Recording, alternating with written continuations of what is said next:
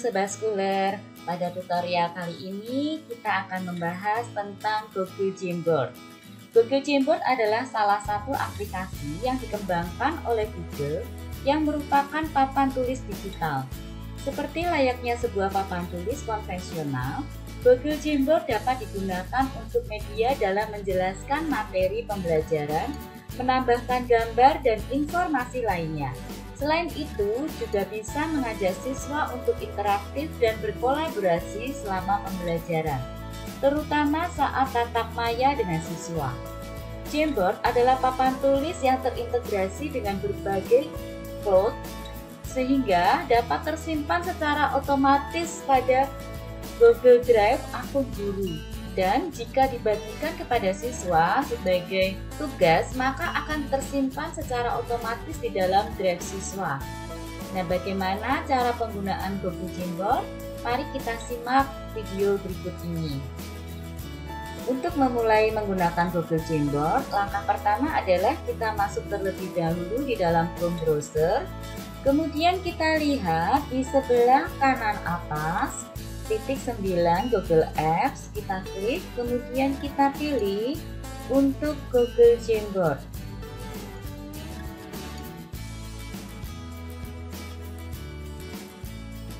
Untuk menambahkan Google Jamboard yang baru, kita lihat di kanan bawah ada tanda plus, kita klik. Maka kita akan mendapatkan tampilan Google Jamboard yang kosong seperti ini. Kita mulai dari bagian kiri atas, Untitled Jam, yang ini bisa kita ganti untuk pemberian namanya. Kita ganti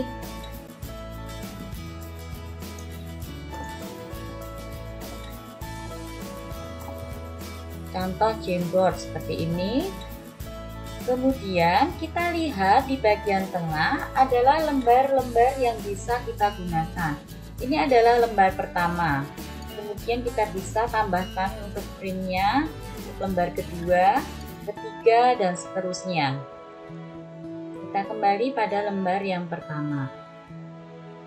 Selanjutnya kita lihat untuk toolbar di bawahnya. Yang pertama adalah undo, kemudian redo, kemudian zoom, untuk melihat atau mengatur tampilan, ukuran tampilannya.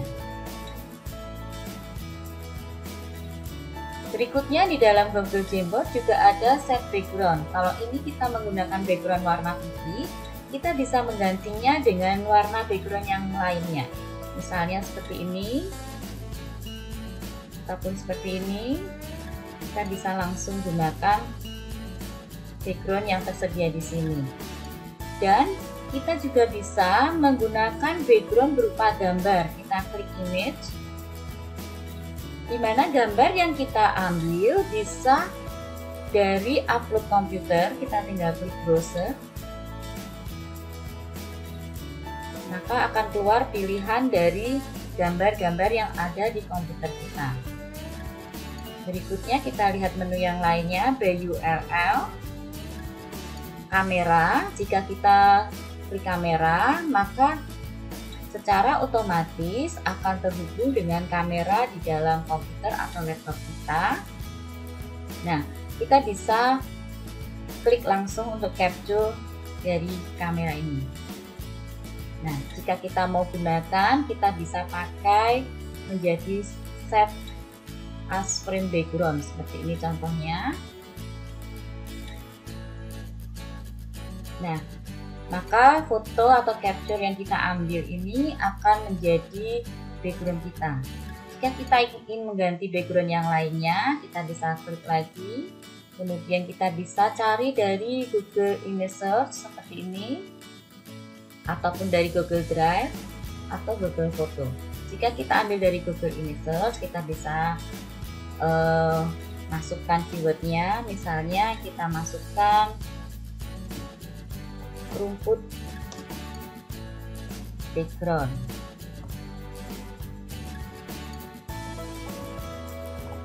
Nah, seperti ini. Nanti kita bisa pilih mana yang akan kita gunakan, background mana yang akan kita gunakan. Misalnya saya pilih salah satu dari background yang ada, kemudian saya klik set as frame background. Nah, maka backgroundnya akan berubah. Kemudian di sini juga ada clear frame untuk menghapus secara keseluruhan dari yang sudah kita buat di dalam lembar yang pertama ini. Selanjutnya kita akan lihat di bagian kiri ada pen. Nah, di sini kita bisa pilih untuk pilihan pennya dan juga warnanya. Misalnya saya pilih salah satu warna yang ada di sini, kemudian saya pilih pen, dan kita bisa langsung menuliskan di sini atau menggambar. Kita bisa pilih yang lainnya, misalnya marker, kemudian kita pilih warna, dan kita bisa langsung menuliskannya di sini. Ini misalnya, dan kita bisa menghapus secara satu persatu dengan iris. Kita bisa hapus seperti ini. Kalau kita menggunakan clear frame, maka dia akan terhapus secara keseluruhan. Berikutnya adalah select, ya. Kemudian di bawahnya kita bisa memberikan sticky note seperti ini. Misalnya kita akan tuliskan hewan peliharaan. Nah, seperti ini, kemudian kita klik shift. Nah, maka di sini akan ada sticky note yang bisa kita perbesar tulisannya, ukuran sticky note-nya. Kemudian kita bisa juga edit untuk mengubah tulisannya. Misalnya kita akan ganti seperti ini atau mengubah warnanya. Dan kita bisa save. Nah, kita juga bisa duplicate. Dari duplicate ini kita bisa edit.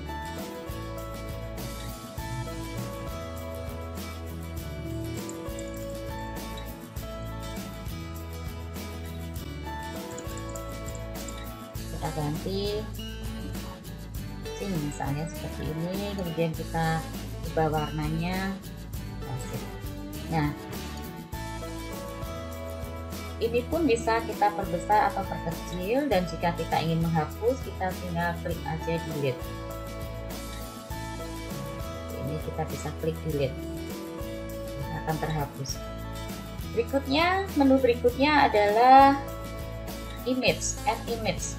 Nah, add image pun bisa kita ambil dari komputer kita dengan cara upload, kemudian kita klik browse.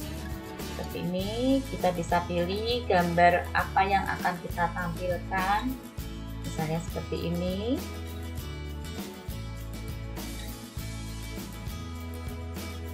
Nah, misalnya kita ambil gambar seperti ini gambarnya bisa diperbesar ataupun diperkecil. Kemudian jika kita klik select seperti ini, kita bisa pindahkan gambarnya. Demikian juga kalau kita klik titik 3 yang ada di sini, kita bisa duplicate ataupun delete. Nah, seperti ini. Kita juga bisa menambahkan gambar dengan cara yang lain, misalnya di URL, kemudian kamera. Nah, ini kita masih bisa ya pakai kamera juga. Langsung klik aja seperti ini, kemudian klik insert. Nah, maka akan tampil gambar yang sudah kita klik tadi. Nah, gambar ini pun juga bisa kita atur ya posisinya, kemudian kita sama juga dengan ini ya, kita bisa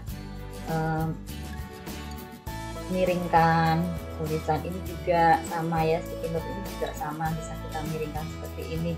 Kemudian kita juga bisa mengambil gambar dari Google Images, misalnya kita mau ambil gambar kucing misalnya.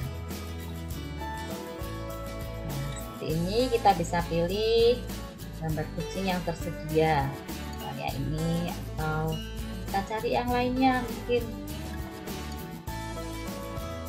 Nah, ini kita pilih ya, lalu kita klik insert. Nah, ini misalnya ini hewan peliharaan, kucing. Kemudian kita bisa juga menambahkan misalnya panah, kita mau menggambar kucing itu yang mana ya misalnya. Nah ini kita bisa kasih tanda panah seperti ini, kita bisa gambarkan seperti ini. Kemudian kita lihat lagi untuk menu yang lainnya, atau mungkin kita masih memilih gambar, kita bisa cari dari Google Drive ataupun Google Foto ya. Jika gambarnya sudah tersimpan di dalam drive kita bisa cari dari Google Drive. Selain itu juga kita bisa menambahkan untuk shape. Nah, kita bisa tambahkan shape di sini. Kita bisa pilih untuk circle. Nah, kita bisa tambahkan circle. Kemudian circle-nya ini bisa kita beri warna. Misalnya kita beri warna biru. Kemudian di dalamnya kita kasih warna kuning seperti ini ya, bisa kita pilih warnanya. Ataupun gambar yang lainnya, misalnya segitiga. Kemudian segitiganya kita kasih ganti warna merah. Nah, gambar ini pun bisa kita duplicate, delete, ataupun order. Order bisa desain background misalnya seperti ini. Nah, misalnya ini kita masukkan gambar seperti ini, kemudian gambar segitiganya kita order untuk send background seperti ini. Kita pilih ya, send to back. Nah, sehingga penguinnya ini ada di dalam dari gambar segitiganya ini. Nah, kita bisa atur seperti ini. Kita bisa tambahkan untuk gambar-gambar yang lain sesuai dengan kebutuhan kita. Berikutnya adalah text box. Nah, ini memudahkan kita untuk mengetik. Jadi kalau kita klik text box, kemudian kita klik di sini, kita bisa tuliskan misalnya hewan peliharaan. Nah, seperti ini. Kemudian kita bisa atur untuk ukurannya. Ukuran hurufnya kita bisa atur seperti ini, dan warna hurufnya pun kita bisa atur. Ya, kita atur dulu, kemudian kita pilih untuk warna hurufnya. Kita blok dulu, lalu kita atur warna hurufnya. Kemudian juga bisa kita atur letaknya. Misalnya kita buat panjang seperti ini, kita bisa klik untuk alignmentnya. Dan juga kita bisa atur untuk ukuran hurufnya, misalnya display yang besar seperti ini. Ini pun bisa kita atur lagi ukurannya. Nah, seperti ini. Kemudian selain itu di sini juga ada di sebelah kiri ada menu untuk laser. Ya, ini untuk menunjukkan misalnya cari hewan peliharaan. Nah, ini bisa hilang. Apakah ini termasuk hewan peliharaan? Nah, misalnya seperti itu. Ya, ini untuk penggunaan dari tools yang ada pada Google Jamboard. Misalnya dalam satu lembar kita kurang, kita bisa masuk untuk print yang kedua. Nah, seperti ini. Berikutnya kita akan coba untuk share pada Google Jamboard ini ya. Jadi ini bisa kita klik titik 3 di sini bisa kita download menjadi PDF. Kemudian juga kita bisa make a copy ya untuk dibagikan. Kita bisa ganti nama juga. Nah, berikutnya adalah bagaimana men-sharekannya. Nah, di sini ada menu share. Kita bisa pilih untuk copy linknya. Kita tinggal copy link di sini. Kita juga bisa atur untuk copy link yang kita bagikan. Apakah hanya bisa melihat atau bisa mengedit? Jika bisa mengedit, maka orang-orang yang kita bagikan, yang emailnya kita masukkan atau yang kita bagi copy linknya, mereka bisa ikut berkolaborasi, bisa ikut mencoret-coret, bisa ikut menulis, bisa ikut menambahkan gambar di dalam Google Jamboard kita. Tetapi jika hanya viewer, maka hanya bisa melihat saja. Nah, Google Jamboard ini pun bisa kita bagikan sebagai tugas. Jika Google Jamboard ini akan kita gunakan sebagai lembar tugas, kita bisa bagikan melalui Google Classroom dengan pilihan make a copy. sehingga setiap siswa akan mendapatkan Google Jamboard ini dengan nama mereka masing-masing, dan mereka pun dapat mengerjakannya, mengisinya dengan berbagai tools yang ada di sini dan tersimpan di dalam drive akun Google Classroom mereka. Berikutnya, untuk penggunaan Google Jamboard sendiri, saya rasa bisa kita gunakan juga sebagai media presentasi ataupun membuat semacam slide bagi anak-anak yang lebih kecil. Dengan menu-menu yang sederhana, mereka bisa membuat sebuah presentasi sederhana dari Google Jamboard ini. Nah, demikian Sobat Scholar tentang penggunaan Google Jamboard. Semoga tutorial ini bermanfaat. Selamat mencoba dan sampai jumpa pada tutorial Google Jamboard yang lainnya.